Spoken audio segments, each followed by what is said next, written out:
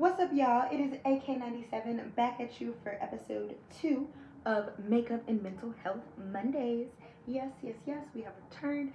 If you are wondering what happened to that airport video last week, my allergies were kicking my ass, okay? It just wasn't happening. I tried my hardest, I really did, but it just wasn't occurring. So when I got back to Atlanta, I went ahead and did what the topic of today's video is. So I'll throw that in there. I took some time to rest and recharge. So I think that the importance of rest and recharging really boils down to prioritizing yourself and choosing yourself. I listen to Uses of the Erotic by Audre Lorde on a daily basis. I will do another video on that, going into a deep dive, doing maybe a series on that if the people are interested in it.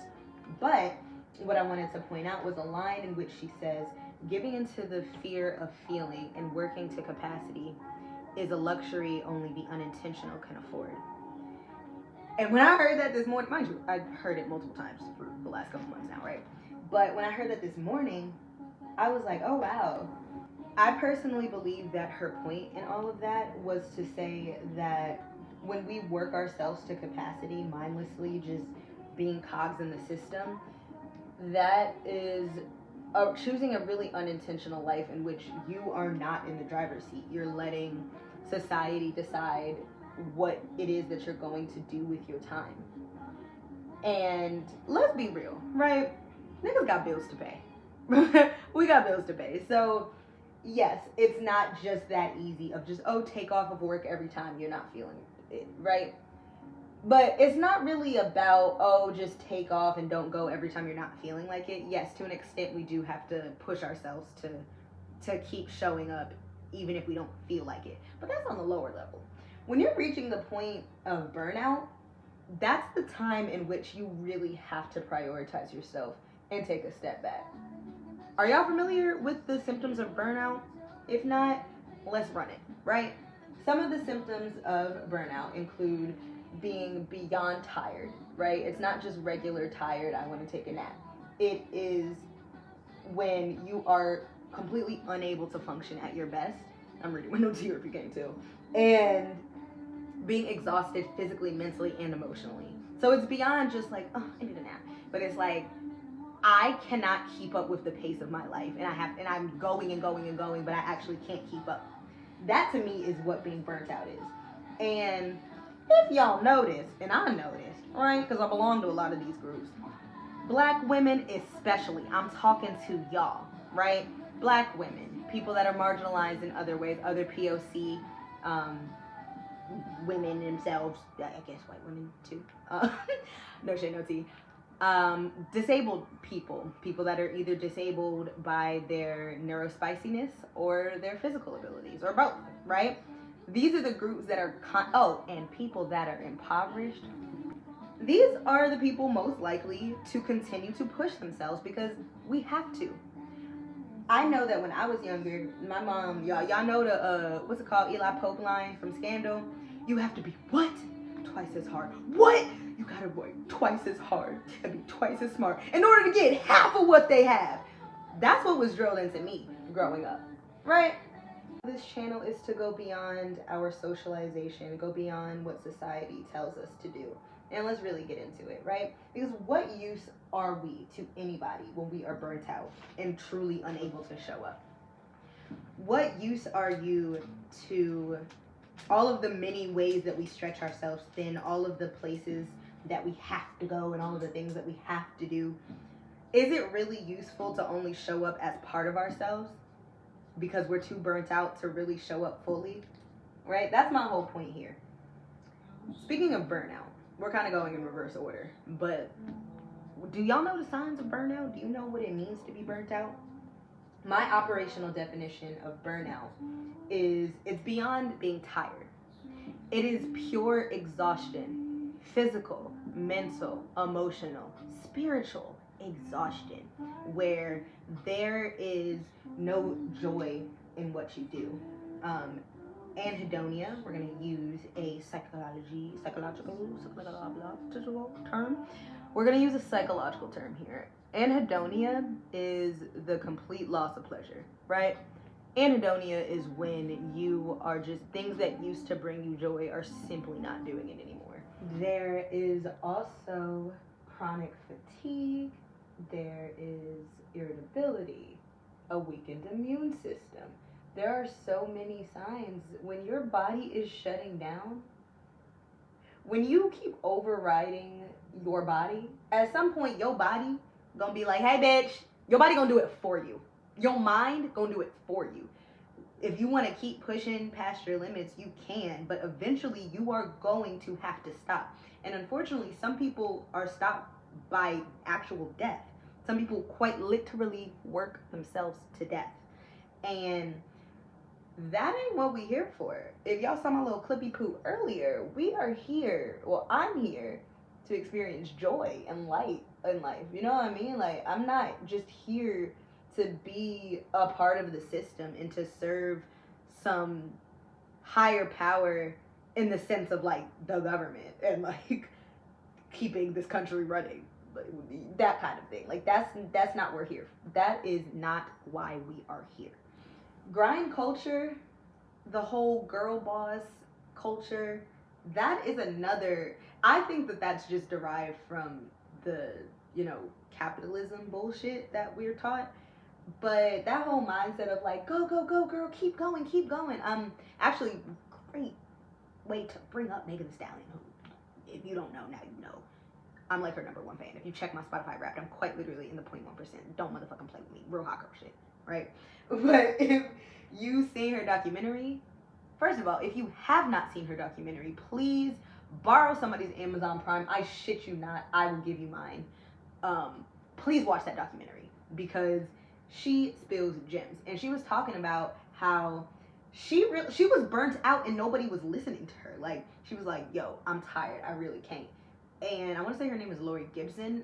Whoever the lady was that was kind of like her coach or what. I don't remember. I don't know her actual role. But it was like, no, you can't. You can't rest. You're Megan Thee Stallion. You're a superstar. And I go back to that shit that black women be falling for. I don't want to say falling for as if it isn't ingrained in our socialization to keep going past what we feel. In fact, medical racism assumes that we don't even have feelings, that we can't feel pain. We can get into that in another video. But so none of this is just like, oh, black women are just like choosing to keep going just because. No, it's what we're taught in a very deep way. But that doesn't mean you cannot overcome that. Overcome that bullshit social conditioning that tells you when you're resting, you're being lazy. Fight that shit. Talk back to that shit. Bitch, I'm tired. I'm not lazy, I'm tired. I'm exhausted, actually. I'm on the verge of burnout. That's what the hell I am.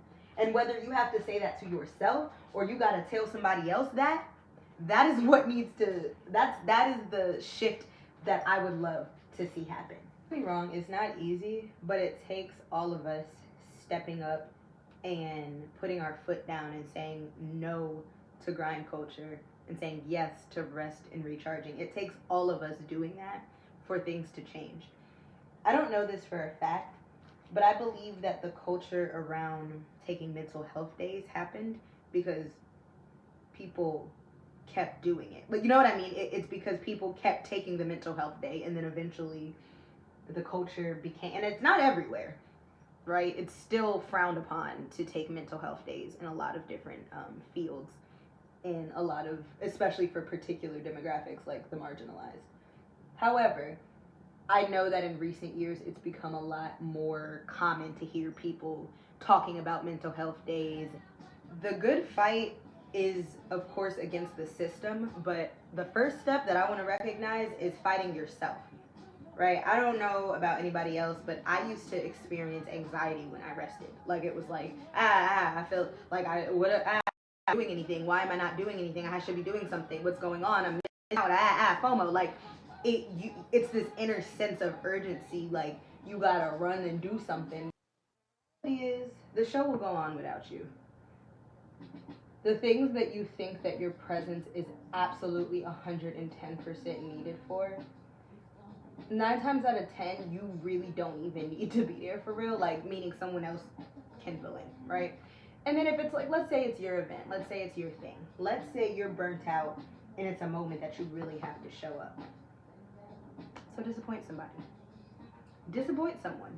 Be disappointing. I mentioned earlier that you're no good to others if you're burnt out and stuff, but most importantly, I skipped over. None of this shit matters if you're not good. If your body shuts down on you and you wind up in the hospital or again, dead. Mental health is what we're here to talk about, and I don't like to just talk about mental health. I also like to talk about mental illness, right? And I don't know any studies on this necessarily, so don't quote me here, but I'm willing to bet a lot of suicides happen because of burnout. I don't know the percentage or anything. I'm just saying I think there's an overlap of people that were experiencing burnout right before their death when it comes to suicide. So please, if for nobody else, for you, rest, recharge, take that step back. I keep saying rest and recharge, rest and recharge, rest and recharge. What the hell does that even look like? All right, what are some things that we can do to rest? I like to split it into maybe 2 types to keep it simple.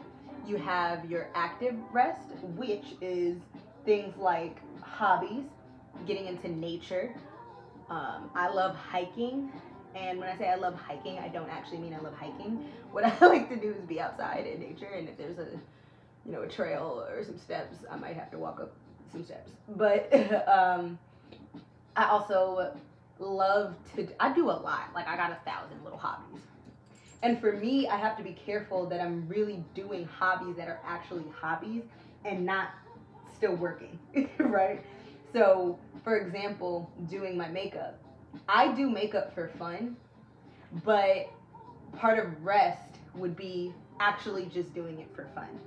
Maybe not recording it. Maybe just putting on some fucking makeup and then calling a friend to see if they want to go somewhere, or just putting on some makeup to feel motherfucking. Some more ways to actually rest is passive, right? We did the active. Passive rest can include things like napping. I, for one, love a good nappy poo when I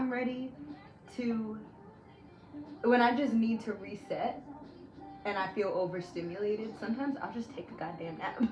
Naps are a great way to reset your system. And if you need to, because balance, right? I understand in an ideal world, we'll just have all the mental health days we want. But, right, if you're trying to exercise a little bit of reality in your delulu, maybe take one of those 20-minute power naps so you don't go into REM sleep. Once you go into REM sleep, that's when it's deep sleep and it's harder to wake up, and you might wake up feeling groggy and things like that. So, cat naps. Or doing nothing. You ever had a day where you feel like you're just spinning and you're just walking around in circles and you really are not doing anything? Without the anxiety and pressure of feeling like you should be doing something, that's a form of rest.